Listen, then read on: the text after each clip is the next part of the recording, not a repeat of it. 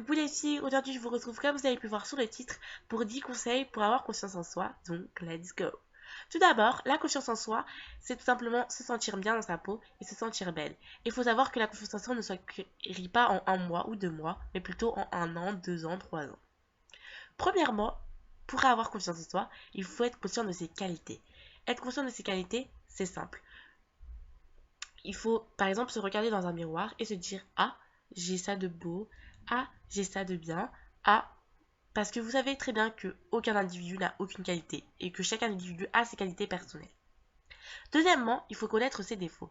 Pour connaître ses défauts, il faut par exemple, encore une fois, se regarder dans le miroir ou se dire: ah, bah j'ai ces défauts, et ben il faut que je les corrige.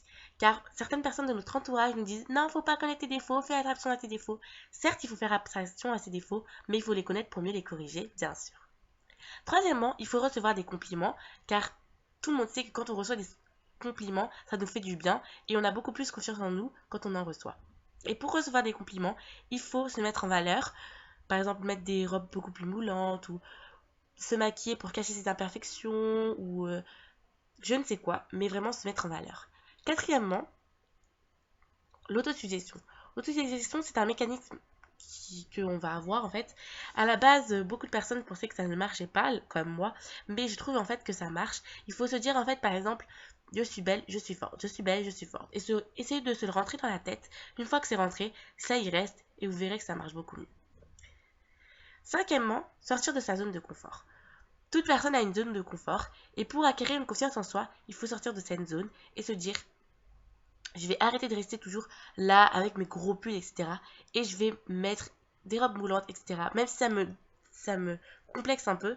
Mais voilà, faut sortir de cette zone de trucs trop faciles en fait. Sixièmement, il faut rester positif. Car quand on n'a pas confiance en soi, on a tendance à rester négatif. Et il faut vraiment être avec le sourire, etc. Parce que vous verrez qu'avec le sourire, avec le smile, avec la balade, et ben vous aurez une meilleure vision des choses. Et une meilleure vision de la vie, c'est-à-dire une confiance en soi. Une meilleure confiance en soi. Septièmement, il faut apprendre à se parler. Donc si franchement vous n'arrivez pas à vous parler, par exemple devant un miroir, à vous dire: arrête de prendre la tête avec ça, tu es belle, tu as tes qualités, etc. Et ben n'hésitez pas à en parler à une personne de votre famille ou tout simplement à une personne extérieure, telle qu'un psychologue. Voilà. Huitièmement, il faut passer à l'action. Certes, on blablate, on se regarde dans le miroir, on fait ci, on fait ça, mais il faut passer à l'action.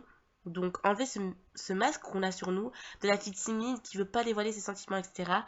Et passer à la fille qui dévoile ses sentiments, qui se laisse pas marcher dessus et qui a confiance en soi. Et c'est comme ça. Neuvièmement, il faut se respecter. Car quand on n'a pas confiance en soi, on a tendance à toujours se dégrader, à toujours se dire: je suis moche, je suis plus laide que les autres, etc. Je suis pas bien, j'ai un mauvais caractère, je suis nulle, enfin bref. On a toujours tendance à se rabaisser et justement non. Il faut se mettre en valeur, se maquiller, faire du shopping, prendre soin de soi, aller à la piscine, se faire des massages. Et justement, ça nous donnera confiance en nous car on se sentira mieux dans notre peau. Dixièmement, il faut toujours penser au futur.